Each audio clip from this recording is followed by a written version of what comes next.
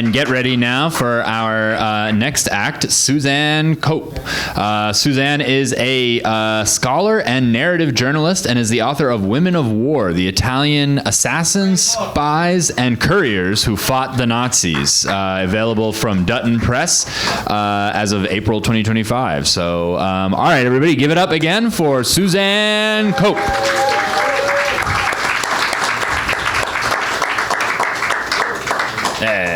I'll get it.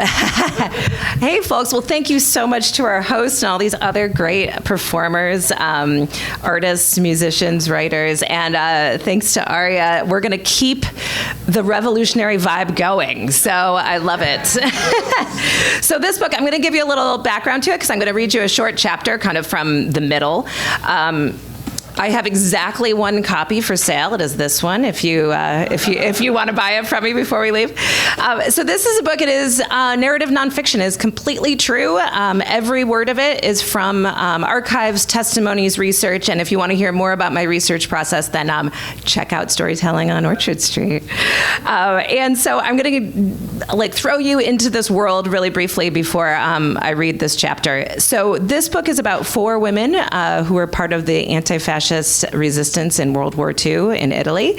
And just the quickest historical background to remind you all where we are. So these women grew up under Mussolini's thumb in this fascist Italy, and they chose fire when they were presented with what are we going to do when Mussolini was finally deposed in 1943 in the middle of the war, and instantly there was an occupation by the Nazi Germany. And so so many people just didn't do anything. They were afraid for their lives, of course, but this is a story of the partisan resistance that emerged from this time. And so we have 4 women from 4 different places around Italy, and they are doing a lot of the same things. As far as, at first they were using women as staffetta, and what that meant was, really for women, they were most easily able to travel around and bring food, bring anything that a partisan army needed to survive and to actually do their work. And because men were supposed to be drafted for the fascist army. If you were Jewish, of course, you were being rounded up and sent to concentration camps, and also they were stealing men, as you will hear, off the streets and sending them to Germany, basically as slave labor. And so it was very dangerous to be a man, and you were always in fear of being abducted. And so these women, they did everything for the resistance.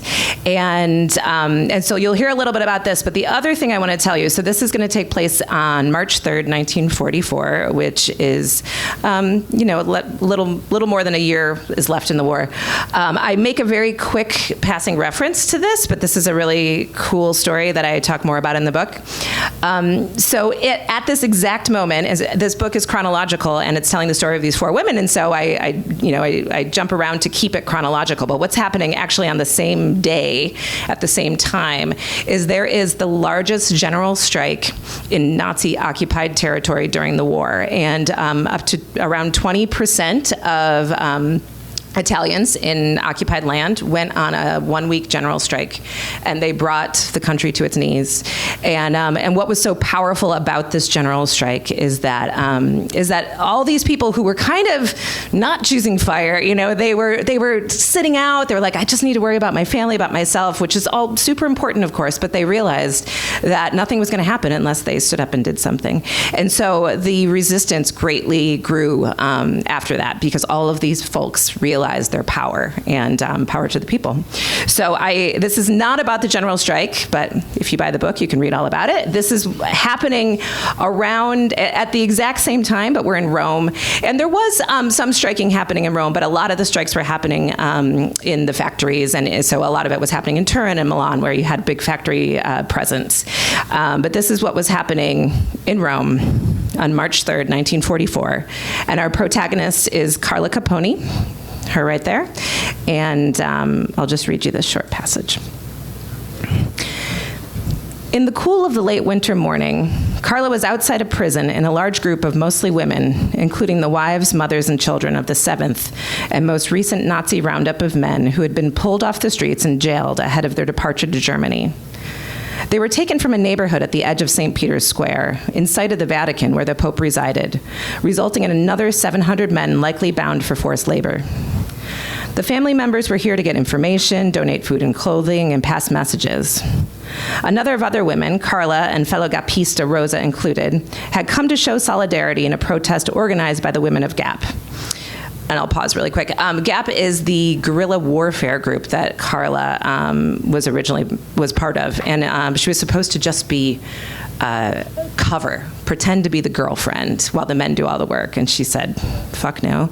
And so she became an essential part of Gap, and she helped not only deliver all of these items that folks needed, but helped build the bombs, place the bombs, assassinate Nazis, etc. While the workers' strikes raged in cities across the North, here there were a few large factories, so the resistance focused on supporting local issues, like the persistent abduction of Roman men. Carla had come armed with her Beretta, as well as anti-fascist leaflets addressed to the women in Rome. When she was safe amidst the crowd center of the throng of women, Carla tossed the leaflets into the air, many women around her stuffing them into their pockets or bags to read later. The Nazis and fascist guardsmen saw this explosion of paper and tried to infiltrate the crowd to discover its source. This effort was stalled when the crowd of women began chanting, "Teresa, Teresa," as they parted to allow a very pregnant woman to make her way towards the front to deliver a package to one of the men in the barred windows. The crowd grew silent as Teresa Gulace, with one of her 5 young children following close behind, broke into a run through an opening in the police barricade, her son holding on to the hem of her dress. She threw her parcel of food towards the windows, her husband and his fellow prisoners leaning down to try to catch it, but it fell short. She grabbed the package to try again when a German officer on a motorcycle pulled up. Carla was near the front of the crowd, watching the scene from a few yards away. The women around her started shouting again, this time at the officer, demanding he leave Teresa alone. The crowd surged towards the barricade, leaning on Carla, and she had trouble catching her breath as she watched the interaction play out in front of her, her hand clasped around the gun in her pocket. Carla watched the German grab Teresa, but the words they exchanged were lost in the cries of the crowd. Teresa freed herself, and the officer grabbed her again, nearly lifting her off the ground. Teresa's little boy bent to pick up the package, and Carla heard an explosion. The Nazi had drawn his gun and shot the woman dead. The crowd began to wail, and Carla, incensed and with no thoughts as to the repercussions, pulled her gun from her pocket and pointed it at the German. She was grabbed by a fascist guardsman who tried to disarm her, while women from the crowd attempted to pull her free. Rosa squeezed close to Carla and whispered, "Give me the gun." As the women pulled Carla in one direction and the guards in another, she was able to release the weapon into Rosa's waiting hands as she was tossed about in a roiling ocean of furious, grieving women. Carla was finally pulled from the crowd by the guards and forced to walk towards where Teresa's murder had taken place, past the small, wailing child who still clutched the clothes of his dead mother. One guard kicked Carla to make her walk faster. "Let's kill her here," the guard said to the other. "No," he responded, "at the barracks." So that is,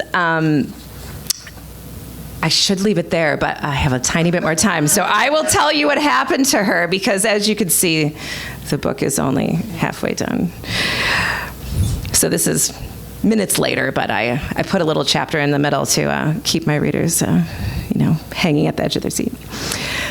Carla took inventory of the room the guards had locked her in. It appeared to be a break room with a beaten concrete floor and no windows, furnished with benches and a table. There was no obvious route of escape.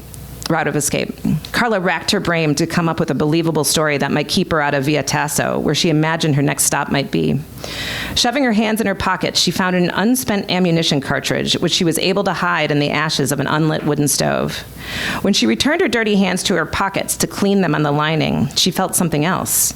It was a membership card for the Honor and Combat Fascist Society with the name Marisa Musso inscribed on it, fellow Gapista Rosa's real name, because they always used code names, Nom de Battaglia. Rosa must have dropped it into her pocket when she grabbed the gun amid the chaos of the crowd. Carla was thankful for this gift and crafted her cover story. When the fascist officer came in a few minutes later, she was ready. He looked at her with surprise, a reaction that Carla took to mean that he had not expected someone so well dressed, as the roundup had taken place in a working-class neighborhood. "They tell me I have to question you because you were armed and tried to shoot someone," he said to Carla. "Do I look like a person who would shoot someone?" she responded. In the confusions, the soldiers were so furious that instead of taking a subversive who was next to me, they dragged me here without hearing reason. The officer looked dubious. "Why are you here?" "I'm a member of the Honor and Combat Group. We came to keep the women calm, to convince them to go back home, that the party would do what it could to help." The officer was tall, slim, and handsome, and he appeared to take notes with as much precision as he took with his uniform. He also seemed to believe Carla. "Do you have any documentation?" he asked her. "They stole my bag with all of my money and documents," she told him, now acting impatient. "Well, I can't release you without identification," the officer responded. "My mother will be so upset if she hears that a woman has died." Carla stopped short and interrupted herself, pretending to find the card in her pocket. She handed it to him with satisfaction. A smile formed as he read it. Good, I could let you go," he responded. "I'll keep the card." Both of them were relieved at the resolution, and Carla understood that she had to continue to play her part.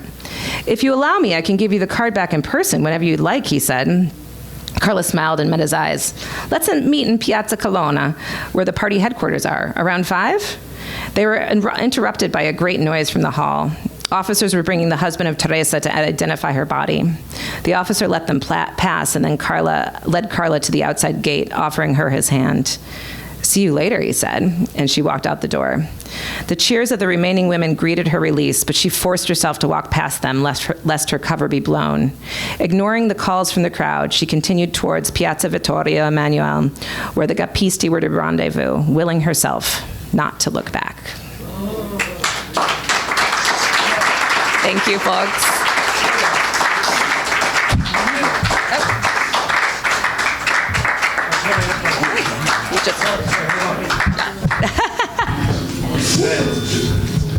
Sorry, Shane. A little improvise. I'm about a third of the way into her book. It's really fantastic, and there's so much detail to it. But I just, since I got to speak to you about how you wrote the book, can you just give a little background on how the research you had to do, because that alone is a story. Yeah, so briefly, the reason I have dialogue that is not made up is because Carla left behind a memoir, and also her partner in the Gappisti, he also wrote memoirs of the same time. Obviously, he wasn't at this place. So when I'm reporting on this, I'm reporting from what she said happened. And of these 4 women, one wrote a memoir, others were interviewed extensively and talked about their time in the resistance. Another woman, Anita Malavasi, who is, I don't know, you'll have to tell me who your favorite is, but she left behind these great testimonies. She was apparently very, as she describes it, very voluptuous, and she would hide guns in her cleavage, and like flirt with the Nazis and the fascists to get by all the checkpoints. And so I did a lot of archival research. In addition, you had to learn Italian to do it, right? Yeah, so it was all in Italian. Almost these stories have not been told in English, which is kind of unbelievable because they're really dramatic. And I had learned some Italian, but I had to do a lot of refresher. And so I dug deep into the archives over multiple trips to Italy, and dragging my family along with me through some of them.